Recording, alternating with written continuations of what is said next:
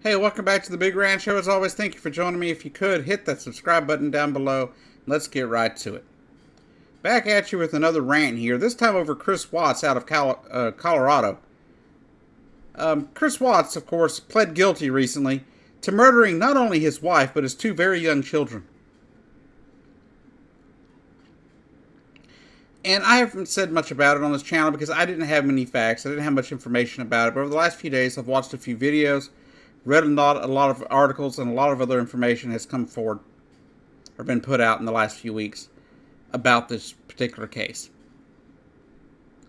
If you recall, Chris Watts is the man who murdered his wife and his two children, stuck his two children in oil barrels, and threw his wife somewhere else on the property where he worked at some oil company.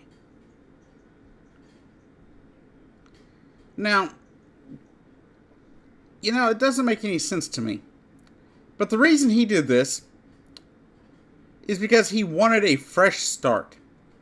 His marriage was falling apart. He felt it had failed.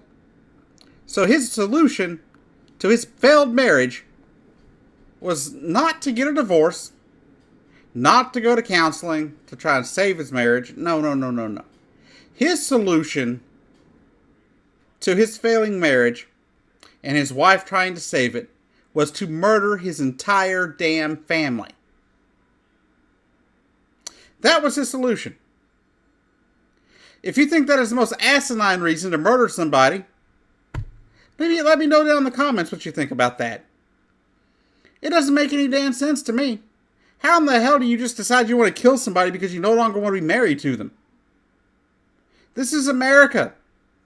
This isn't some, country where you're not allowed to get divorced. Divorce is legal in this country. You don't have to stay married to somebody you don't want to be married to, no matter how much they may want you to be married to them. It's not that hard. All you have to do is leave. File for divorce and leave.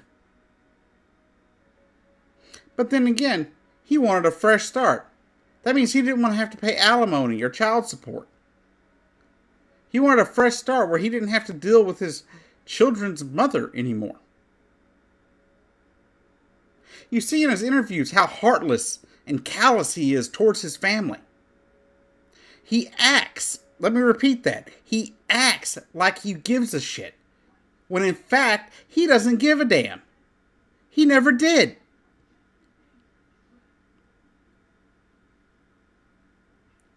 He wasn't the least bit empathetic. Does he try to act like it? Yeah.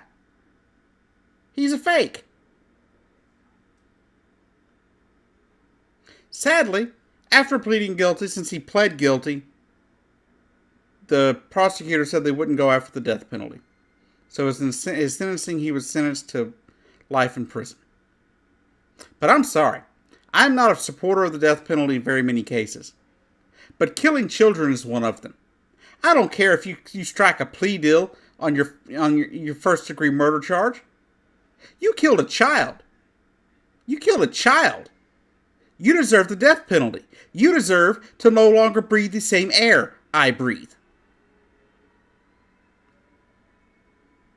And I know. My liberal friends out there are going to be like, oh my God, you support the death penalty on something.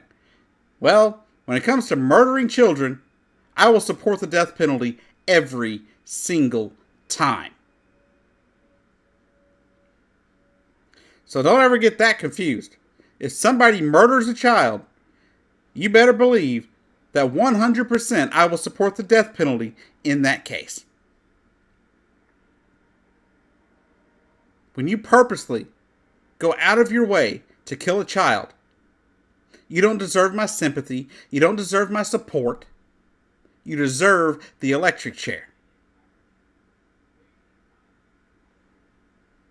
Anyhow, this has been the Big Rant Show. I've been your host, Jacob Keck, and I'll see you down the road.